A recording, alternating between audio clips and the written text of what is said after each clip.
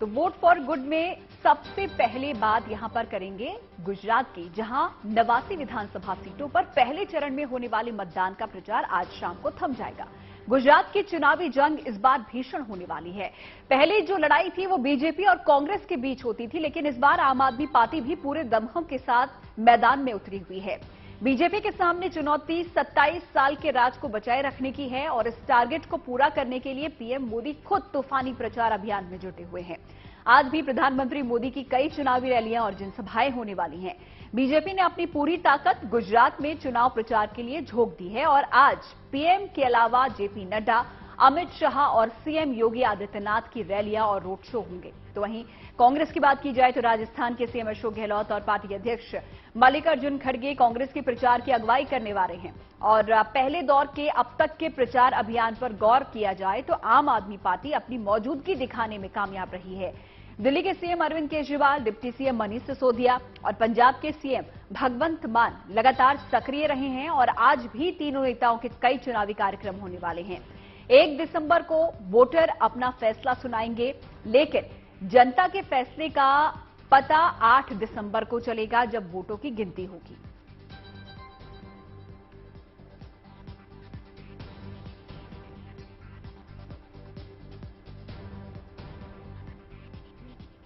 तो गुजरात की हम बात कर रहे हैं। राज्य में विधानसभा चुनाव की तैयारियां इस वक्त जोरों पर हैं और इस बीच राज्य में अलग अलग तरीके से लोगों को मतदान के लिए जागरूक भी किया जा रहा है। जूनागढ़ में एक रेस्टोरेंट ने वोटिंग वाले दिन 25% डिस्काउंट देने का ऐलान कर दिया, लेकिन ये छूट उन्हीं को मिलेगी जो कि वोट देंगे। देखिए,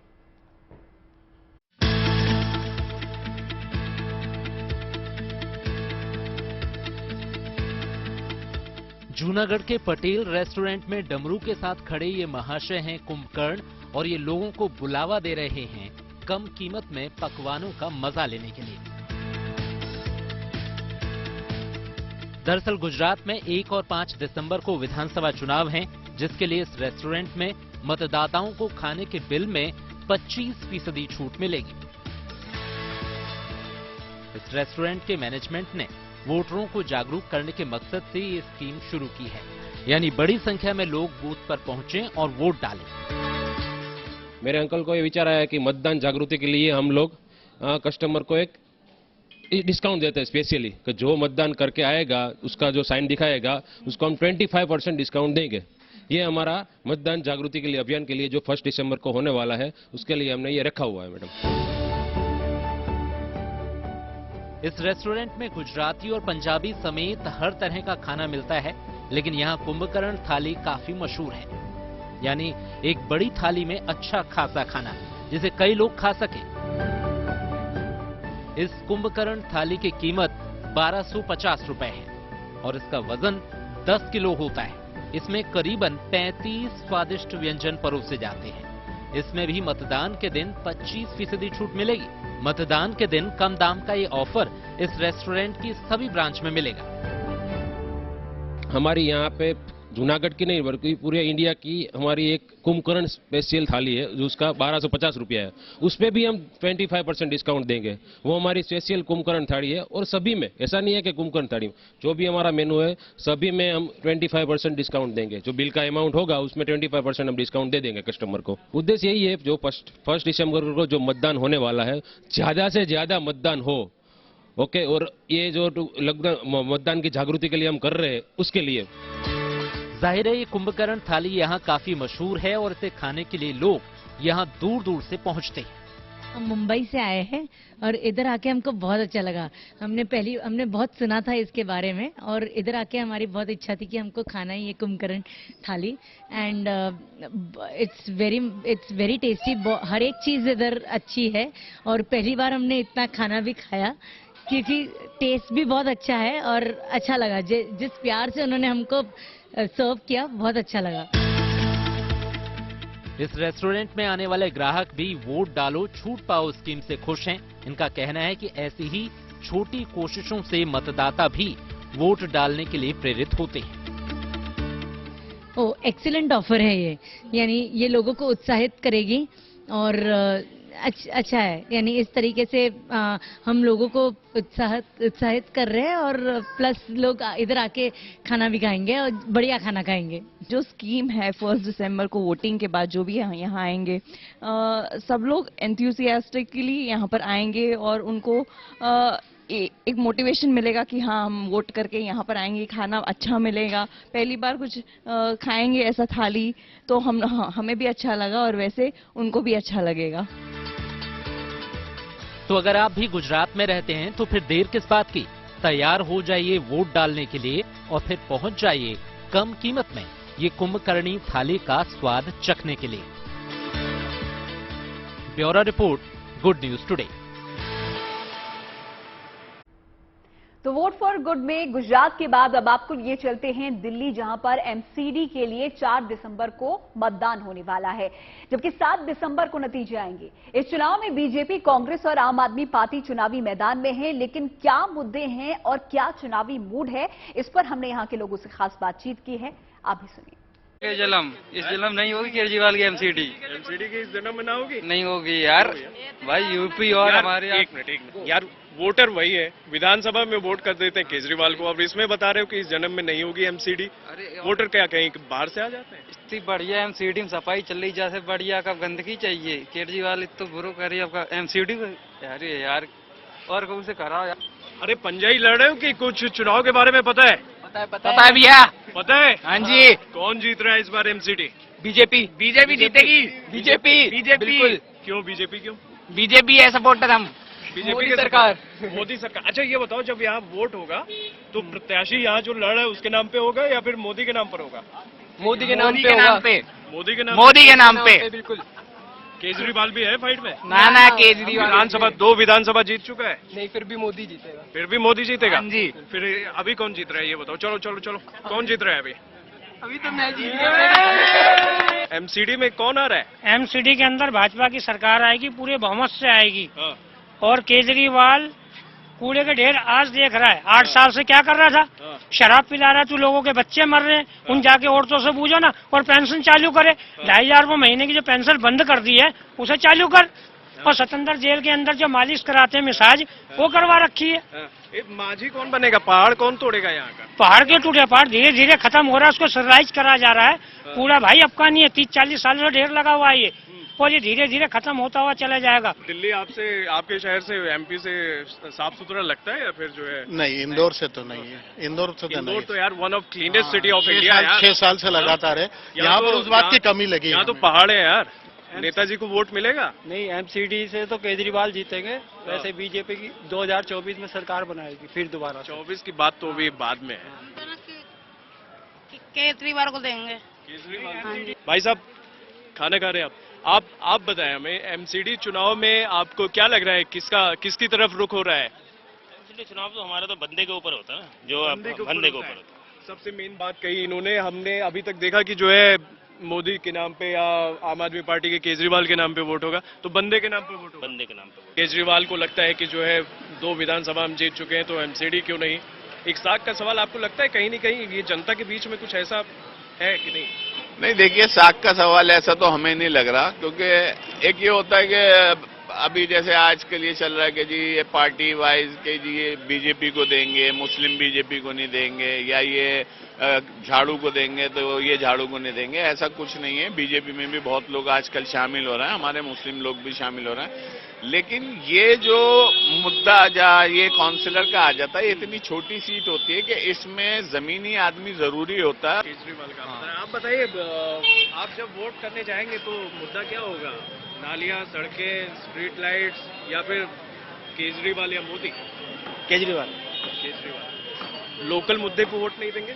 लोकल मुद्दे कोई परेशानी नहीं है, सब सारे काम हो रहे हैं, सब काम बढ़िया है, सड़कें बढ़िया है, लाइटें बढ़िया है, हमारी मार्केट सर साहब बहुत बढ़िया है, गर्म कुर्सी साहब, कोई बस परेशानी नहीं है, सब ठीक है, सब यहाँ सब।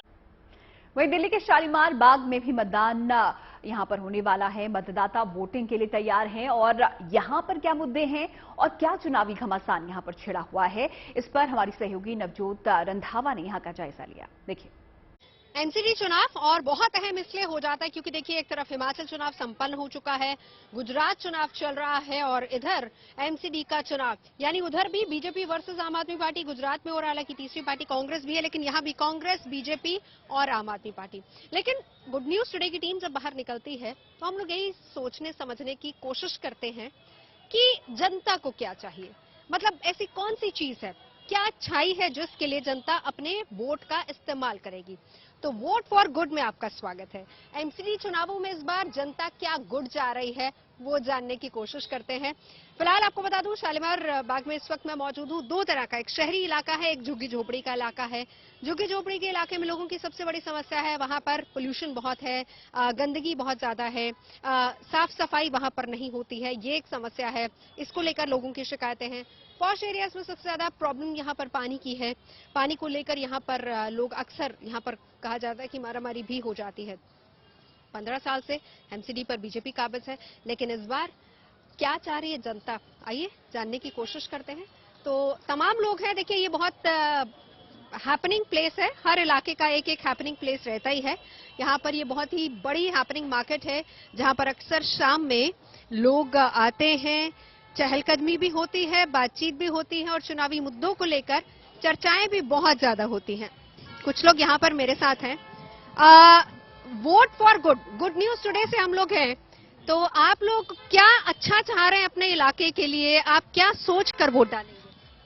हम शालीमार बाग के विकास के लिए वोट डालना चाहेंगे, क्योंकि डॉक्टर साहब सिंह वर्मा जब यहाँ विधायक थे उनके बाद यहाँ पर एक भी सड़क नहीं बनी और पिछले 1.5-2 सालों में जो नगर निगम ने काम किए, यहाँ पे धर्मशालाएं बनवाई, कम्युनिटी सेंटर बनवाए और बहुत काम किया है। सड़क का मतलब आपका ये है कि जो पॉश एरियाज है वहाँ पर अंदर की सड़कें नहीं है, वो सबसे बड़ा मुद्दा है? अंदर की सड़कें नहीं है, अब तो बाहर की भी सब टूट चुकी हैं और आज तक यहाँ की विधायिका और निगम पार्षद जो भी थे, खास तौर से विधायिका, यहाँ पे पैबंद नहीं लगवा सके। शिकायत विधायिका से है या पार्षद से? क्योंकि विधायिका से शिकायत है। चुनाव तो एमसीडी, मगर विधायक के उनके कामों को देख के ही तो हम प्लस माइनस कर सकते हैं ना। ठीक है, आप बताइए कौन सी ऐसी बात है आप चाहते हैं कि आपके इलाके का विकास हो, अच्छी चीज हो आपके इलाके के लिए, जिसके लिए? मैं आपको देखो एक बात बताता हूँ, जो मैं स्पेशल यहाँ पे खड़ा हूँ बोलने के लिए। मैंने आपको दूर से देख लिया था कि आप आए हो। मैं रेखा जी के बारे में आपको सिर्फ एक ही बात बोलूंगा कि रेखा गुप्ता जी ने ना बिना सीट पे रहते मेरे ब्लॉक के लिए काम किया था। मैं पीछे पास में बीएस ब्लॉक में रहता हूँ। एक बार हमारे को कोई थाने से कोई जो बहुत जबरदस्त काम था हमारा, कोविड के टाइम पे मुझे बैरियर की जरूरत थी अपने ब्लॉक को बंद करने के लिए। तो उस टाइम मैंने वंदना कुमारी जो हमारी विधायक है उनको बोला कि मेरे को एसएचओ साहब से 8-10 बैरियर दिलवा दीजिए, क्योंकि मेरे को अपना शालीमार बाग के रास्ते थोड़े से बंद करने हैं। तो उन्होंने मेरे को बिल्कुल मना कर दिया था साहब। फिर मेरे को मेरे दोस्त ने बोला कि एक बार रेखा जी से बात कर, जो सीट पे भी नहीं थी किसी पार्टी उसमें वो नहीं, पर उसमें भी तो कुछ नियम कायदे होंगे ना, जाहिर सी बात है। जो सीट पर काबिज रहता है वो तो रूल एंड रेगुलेशन के हिसाब। पर जो सीट पे रहता था उसने तो कुछ किया ही नहीं ना जी हमारे लिए, नहीं किया। तो आप मतलब इसलिए वोट देंगे क्योंकि आपके पर्सनल रिलेशन ज्यादा अच्छे? नहीं, मेरे पर्सनल रिलेशन मैं उनको जानता भी नहीं हूँ जी, सीधी सी बात है। लेकिन आपका काम? हाँ, मैं अपने ब्लॉक का प्रधान भी हूँ बीएस ब्लॉक से, तो उस चक्कर में को बैरियर चाहिए थे। जिसने मेरा काम करवाया वो सीट पे नहीं था, उसने फिर भी मेरा काम करवाया। तो वो देखिए ये भी बहुत इम्पोर्टेंट हो जाता है, क्योंकि डिपेंड करता है जो भी आपके काम आता है आप बिल्कुल उसके लिए खड़े भी होते हैं। आप बताइए कौन सी ऐसी अच्छी चीज है जिसके लिए वोट देंगे? जी अच्छी चीज इसमें यहाँ पर यही है कि इनसे जब भी मतलब कोई अप्रोच किया है, ये सीट पे नहीं रहते हुए भी इन्होंने सारी चीजों को रिस्पॉन्ड भी किया है और काम भी करके दिए हैं। जबकि अब आप क्या चाहते हैं, इलाके का विकास हो रखा है अच्छे से?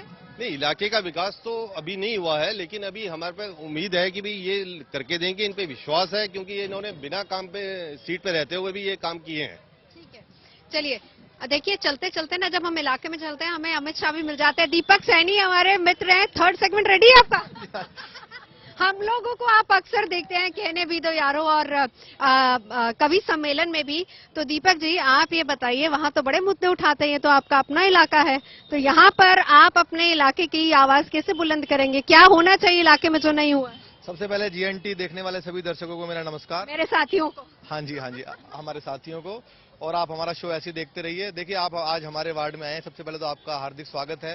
शालीमार बाग विधानसभा दिल्ली की बहुत जानी मानी विधानसभा है। मुख्यमंत्री साहब सिंह वर्मा जी भी यहाँ से रह चुके हैं और मैं किसी पार्टी से जुड़ा हुआ नहीं हूँ, लेकिन जो सच होता है या जो गलत होता है मैं मुखर होकर उसकी आवाज। तो सारे ही कहते हैं कि हम किसी पार्टी से जुड़े, नहीं, मैं वाकई में तो हम न्यूज चैनल वाले भी कहते हैं हम किसी पार्टी से जुड़े। आप देश का सबसे बड़ा चैनल है और आप भी खोज के नहीं ला सकते कि मैं किसी पार्टी का मेंबर हूँ। सिर्फ गुड न्यूज वाले हैं, अच्छी खबर दिखाई। मैं फेवर कर देता हूँ। अगर मुझे मोदी जी का काम अच्छा लगता है तो मैं उनको फेवर करता हूँ। हमारे यहाँ पे बहुत सारे मुद्दे हैं, जैसे मैं जिस एरिया में रहता हूँ वार्ड नंबर 55 में, वहाँ हनुमान मंदिर के सामने शराब का ठेका खुला हुआ है।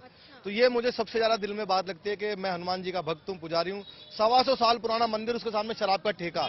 तो ये मुझे लगता है बहुत ही मतलब पीड़ादायक है। और हमारी विधायक या जो पार्षद कोई भी है, इसको कोई सुनने को तैयार नहीं होता।